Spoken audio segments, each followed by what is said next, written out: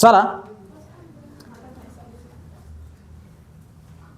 Level triggering, दोन टाईपच्या triggering बघितल्या आपण काल. आपण दोन टाईपचे म्हणजे SR फ्लिप फ्लॉप बघितला, JK फ्लिप फ्लॉप बघितला, D फ्लिप फ्लॉप बघितला. त्याच्यात कोणत्या ट्रिगरिंग बघितल्या? एज ट्रिगरिंग बघितल्या, पॉझिटिव्ह एज आणि निगेटिव्ह एज. ओके, आता आपल्याला लेवल ट्रिगरिंग पाहायची. काय बघायचं आहे? Level triggering. आता हा तुमचा कोणता फ्लिप फ्लॉप आहे रे? JK फ्लिप फ्लॉप आहे. हा आपला JK फ्लिप फ्लॉप आहे आणि या JK फ्लिप फ्लॉपला आपण काय केलं आहे? नॅन्ड गेटनी लेवल ट्रिगरिंग दिली इनपुटला. ओके, ट्रिगर्ड कुठं केलं आहे? लेवलला, म्हणजे पॉझिटिव्ह किंवा निगेटिव्ह. हे जसे रायझिंग एज फॉलिंग एज जसं पॉझिटिव्ह निगेटिव्ह घेतो तशी लेवल 0 लेवल 1 लेवल किंवा लो लेवल हाय लेवल अशा लेवल. तर ती लेवल ट्रिगरिंग आपण जर वापरली तर बघा, तर अशी सर्किट डायग्राम तुमची दिसेल. सर्किट डायग्राम तीच आहे, काय फरक आहे का? नाही. तर output is feedback to the input. Circuit diagram same आहे, आउटपुट तुमचं सेम आहे. याच्यामध्ये केस बघा, ज्यावेळेस इनेबल असेल त्यावेळेसच या 4 कंडिशन आपल्याला कन्सिडर करावं लागतील. ओके, तर पहिली कंडिशन काय? No change. ज्यावेळेस इनेबल 0 असेल त्याला याचा अर्थ काय? आउटपुटला काही अर्थच नाही, सिस्टीमलाच काही अर्थ नाही, तर नो चेंज, जसं आहे तसंच राहील. आता ज्यावेळेस इनेबल 1 आहे पण J आणि K दोन्ही 0 आहे, याचा अर्थ काय? No change. पण जे K = 1 असेल आणि J = 0 असेल तर हे काय येईल? रिसेट येईल. आणि याच्या उलट J = 1 आणि K = 0 असेल तर सेट येईल. तर हे आपण काल बघितलं आहे. आता ज्यावेळेस J = 1 आणि K = 1 येतं त्यावेळेस करायचं काय? टॉगलिंग होती. आता टॉगलिंग म्हणजे नेमकं काय आणि रेस अराउंड कंडिशन नेमकं काय असते ते बघायचं आपल्याला. तर हे तुमचं इनेबल आहे. ओके ओके, हे क्लॉक आहे. In JK flip flop Wien J = K = 1 toggling मोडमध्ये जाईल आणि त्यालाच आपण रेस अराउंड कंडिशन असं म्हणतो. ठीक आहे, J = K = 1 असेल तर टॉगलिंग म्हणजे काय? 1 होईल का हाय होईल? लेवल लो किंवा लेवल हाय याच्यामध्ये काय होईल? रेस लागल, त्यालाच रेस अराउंड कंडिशन असं म्हणतात. त्यालाच काय म्हणतात? Race around condition. आता बघा, तुमचा हा इनपुट आहे, तर J = 1 आहे कुठं? इथं एवढ्याच्यात J हे पहा, हे 0 हे 1, हे 0 हे 1, हे 0 हे 1, हे 0 हे 1, हे 0 हे 1. माहिती आहे ना तुम्हाला? Level low level high level, low level high level. तर हे काय आहे? हाय म्हणजे काय? 1. हे काय आहे? 0 म्हणजे काय? लो. तर आता ज्यावेळेस J = K = 1 असतं, आता J कधी 1 आहे? इथं. K कधी 1 आहे? इथं. दोन्ही 1 कुठं? इथं. त्यावेळेस काय कोणती कंडिशन येईल? Race around condition. पहिले तर बघा, ज्यावेळेस J 0 आहे, सॉरी J 1 आहे आणि K 0 आहे. K सध्या इथे काय रे? 0. इथं काय आहे? 1. तर J 1 आणि K 0 असेल तर याला आपण काय म्हणतो? नाही, याला आपण नो चेंज नाही म्हणत. J 1 असल्याच्या नंतर याला आपण सेट म्हणतो. याला आपण काय म्हणतो? सेट म्हणतो. नो चेंज इथं आहे. J = 0, K = 0. ओके, हे चुकलं आहे त्यांचं. ओके, पुस्तकामध्ये थोडं करेक्शन आहे, तेवढं करून घ्या. तर हे दोन्ही जर 0 असेल त्यावेळेस ही नो चेंज आहे. ओके, पण J 1 असेल K 0 असेल तर याला आपण काय म्हणतो? सेट म्हणतो. K 1 सेट म्हणतो. आणि ज्यावेळेस J 0 आणि K = 1, हे पहा K 1 आहे तर त्याला आपण काय म्हणतो? रिसेट म्हणतो. तर ही कंडिशन कोणती आहे? रिसेट आहे. ओके, आणि ही कोणती आहे? सेट आहे. आणि ही नो चेंज आहे. आता बघा, ज्यावेळेस J = 1 आणि K = 1 येतं त्यावेळेस रेस अराउंड कंडिशन येते. आउटपुट हे असं काय करतं? टॉगलिंग करतं. पहा, J = K = 1 आणि इनेबल इज ऑल्सो 1, त्यावेळेस multiple time toggling will take place. म्हणजे रेस लागते, 1 होतं का 0 होतं, 1 होतं का 0 होतं, याची रेस लागते आणि याला आपण टॉगलिंग म्हणतो. ओके, या टॉगलिंगलाच आपण रेस अराउंड कंडिशन म्हणतो. ही टॉगलिंग जी होती 1 0 1 0 1 0 रेस लागते, 1 होते का 0 होतं, 1 होतं का 0 होतं. तर ही कंडिशन आपल्याला अवॉइड करणं गरजेचं आहे. ही कंडिशन आपल्याला अवॉइड करणं गरजेचं, कारण आपल्याला स्टेबल आउटपुट पाहिजे. आपल्याला 0 1 0 1 ते कन्फ्युजन आहे. आपल्याला एकच आउटपुट पाहिजे. मी हे करू का मी ते करू, मी ते करू का मी हे करू, कन्फ्यूज आहे. असं कन्फ्युजन पाहिजे का आपल्याला? नाही, क्लॅरिटी पाहिजे. मग ही कंडिशन अवॉइड करणं गरजेचं आहे. आणि ही कंडिशन अवॉइड करण्यासाठी आपल्याकडं 2 मेथड आहेत. एक आहे एज ट्रिगर्ड JK फ्लिपफ्लॉप. कोणता flip-flop? Edge trigger. Positive edge triggering वापरतो आपण स्पेशली एज ट्रिगरिंग. तर आता एज ट्रिगरिंग पाहिलं ना आपण ऑलरेडी, तर तो फ्लिपफ्लॉप वापरायचा, किंवा मास्टर स्लेव्ह JK फ्लिपफ्लॉप. तर हे दोन्ही फ्लिपफ्लॉप आपण बघू. ओके, आता जर समजा एज ट्रिगरिंग वापरलं तर काय होईल, समजा पॉझिटिव्ह पल्स वापरले आपण, फक्त पॉझिटिव्ह पल्स येईल. निगेटिव्ह वेला काय करेल, तर ब्लॉक करेल. कालच घेतलं ना आपण, निगेटिव्ह पल्सला ब्लॉक करेल.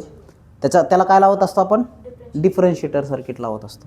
मग ते निगेटिव्ह क्लॉकला ब्लॉक करेल आणि फक्त पॉझिटिव्ह प्रेझेंट राहील. मग आता पॉझिटिव्ह प्रेझेंट राहिला तर मग इंटरवलच छोटं होऊन जाईल. आणि विशेष म्हणजे ते इंटरवल परत आपण रिटर्न बॅक टू द इनपुटला दिलं आहे, त्याच्यामुळं ते अजून ही कंडिशन तर ड्रायच होऊन जाईल, डाय होऊन जाईल, संपून जाईल, die down to 0. And hence toggling can not take place. म्हणजे टॉगलिंग होणार नाही. संपलं, आपल्याला टॉगलिंग नाही पाहिजे. ओके, पॉझिटिव्ह एज ट्रिगरिंग किंवा निगेटिव्ह असं काही नाही, एज ट्रिगरिंग कोणती बी असेल, त्याने काय होणार आहे, पर्टिक्युलर एकच पल्स येणार आहे. मग ती एक पल्स आली, ती काय करेल, time changes, output return back to the input. Okay, मग आता तो पिरियड कसा आहे, व्हेरी शॉर्ट आहे, खूप कमी आहे टॉगलिंगचा, आणि तो परत रिटर्न बॅक येतो आहे, आणि परत हे जे आहे हे 0च होऊन जातं. मग ओके, मग हे जर 0 झालं तर ही कंडिशन येणारच नाही. मग ही कंडिशनच जर नाही आली, याचा अर्थ काय, टॉगलिंग संपली, टॉगलिंग झाली नाही, म्हणजेच रेस अराउंड कंडिशन अवॉइड झाली. ओके, आणि हे आपल्याला आवश्यक असतं. तर क्वेश्चन कसा येतो, आत्ता समर 25ला विचारलेला प्रश्न आहे. Draw and explain JK flipflop, level JK flipflop, and what is race around condition and how it is minimize. अशा पद्धतीचा प्रश्न आहे. 6 मार्काला विचारतील डिटेल. आणि नुसतं हे जर रेस अराउंड कंडिशनचं असेल तर 4 मार्काला. रेस अराउंड कंडिशन काय आणि अवॉइड कशी करायची अशी 4 मार्काला विचारते. एवढंच लिहिलं तरी it is more than sufficient. येणार म्हणजे येणारच. समजलं? So write down.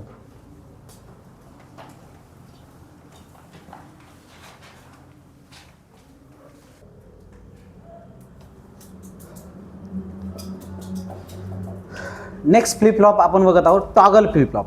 Okay, JK फ्लिपफ्लॉपमध्ये एक कंडिशन येत होती टॉगलिंगची. Okay, race around condition. आणि ती कंडिशन आपल्याला अवॉइड करण्यासाठी आपण काय वापरत होतो, एज ट्रिगरिंग किंवा मास्टर स्लेव्ह फ्लिपफ्लॉप. ओके, तर आता टॉगल फ्लिपफ्लॉप काय हे समजून घ्या. जी टॉगलिंग कंडिशन आहे ना, ती इनपुटला फीड केली आणि ती टॉगलिंग कंडिशन आपल्याला अवॉइड करायची, तर त्यासाठीचं फ्लिपफ्लॉप. ओके, तर इथं काय आहे, सिम्बॉल आहे याचा टॉगलचं. इथं काय केलं आपण, JKला इथं T लावलं आहे. ओके, JKला काय लावलं आहे, T लावलं आहे. हे शॉर्ट केलं आणि याला दिलं आहे. तर हे मग याचा अर्थ काय, हे T म्हणजे काय, J आणि K. T म्हणजे काय, J आणि K. शॉर्ट केलं ना ते. आणि क्लॉक हे दोनच इनपुट राहिले याला, आणि इकडे Q आणि Q बार. ओके, इथं लक्षात. आता बघा ट्रूथ टेबल. ट्रूथ टेबलमध्ये सगळ्यात पहिले हे पॉझिटिव्ह एज ट्रिगरिंग आहे. काय, positive edge triggering. Positive edge ट्रिगरिंगमध्ये ज्यावेळेस जर निगेटिव्ह असेल तर त्यावेळेस चेंज येईल का, नाही, ते नो चेंज येईल. ओके, नो चेंज येईल. पॉझिटिव्ह एज ट्रिगरिंग पण T 0 आहे तर नो चेंज येईल, आणि फक्त इथं वर्क करेल. ओके,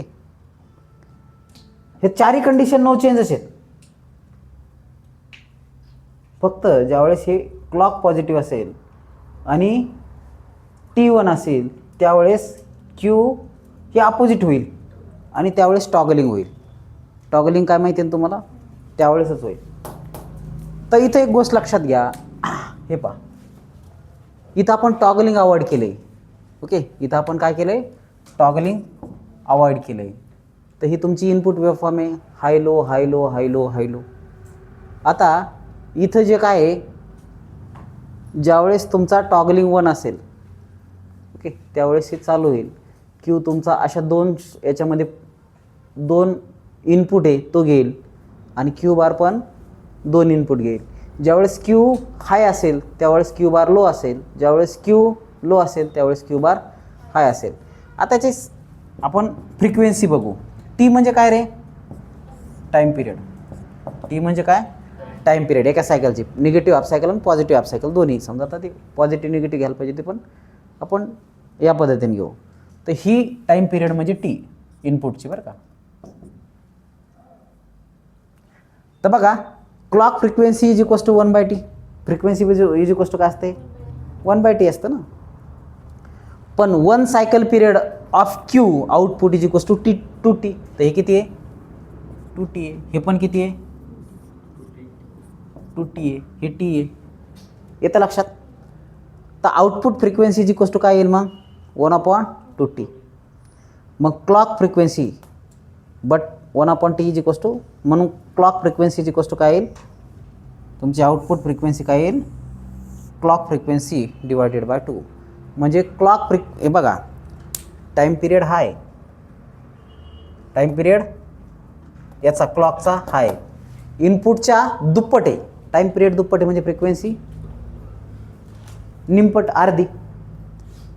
टाईम पिरियड दुप्पट झाला म्हणजे फ्रिक्वेन्सी हाफ होईल ना, कारण इन्व्हर्सली प्रोपोर्शनल आहे ना. तर इथं वाढतं काय? टाईम पिरियड वाढतो. मग टाईम पिरियड वाढला तर फ्रिक्वेन्सी कमी होईल. ओके, किती होईल? हाफच होईल. हा दुप्पट झाला तर हा हाफ होईल. तर आउटपुट फ्रिक्वेन्सी आहे ना, ही क्लॉकच्या अर्धी होऊन जाते या फ्लिपफ्लॉपमध्ये. हे पॉझिटिव्ह एजमध्ये. निगेटिव्ह एजमध्ये बी तेच होतं आहे. बस समजा जर निगेटिव्ह एज टॉगल फ्लिपफ्लॉप विचारला तर काय करायचं आहे? हे काढायचं आहे, हे काढायचं आहे. टॉगलिंग फक्त इथं काय करायची? निगेटिव्हला घ्यायची, निगेटिव्ह एजला घ्यायची. त्याच्यानंतर हे काढायचं आणि त्याच्यानंतर हे लिहून काढायचं. हेच लिहून काढायचं जसं तसं. 4 मार्काला हे विचारलं तर हे लिहायचं आहे, 4 मार्काला हे विचारलं तर हे लिहायचं आहे अलॉंग विथ दिस. ओके, हे त्याच्यासोबत कंपल्सरी. तर हे आहे तुमचं टी फ्लिपफ्लॉप. काय? टी फ्लिपफ्लॉप, किंवा त्यालाच म्हणतात टॉगल फ्लिपफ्लॉप. कुठं वापरता रे? बघा, द टॉगल फ्लिपफ्लॉप, टी म्हणजे टॉगल आणि flip-flop FF, act as the basic building block for a ripple counter. Counter circuitry आहे पुढं, तर त्या काउंटरसाठी बेसिक बिल्डिंग ब्लॉक बनवण्याचं काम कोण करतं? हे टॉगल फ्लिपफ्लॉप करतं. त्याच्यानंतर फ्रिक्वेन्सी डिव्हिजन. आता फ्रिक्वेन्सी हाफली डिवाईड केली तर फ्रिक्वेन्सी डिव्हिजनसाठी पण आपण टॉगल फ्लिपफ्लॉपचा वापर करतो. And for producing 180 degree out of phase signal. तर हे पहा, 360ला आपण काय केलं? 180मध्ये स्प्लिट केलं. तर त्यासाठी सुद्धा आपण टॉगल फ्लिपफ्लॉपचा वापर करतो. हे ॲप्लिकेशन आहे. ओके, तर एखाद्या वेळेस विचारला जाऊ शकतो हा प्रश्न. अतिच महत्त्वाचा आहे असातला प्रश्न नाही आहे, पण टी फ्लिपफ्लॉपसुद्धा एखाद्या वेळेस विचारला जाऊ शकतो. येतं लक्षात? So write down.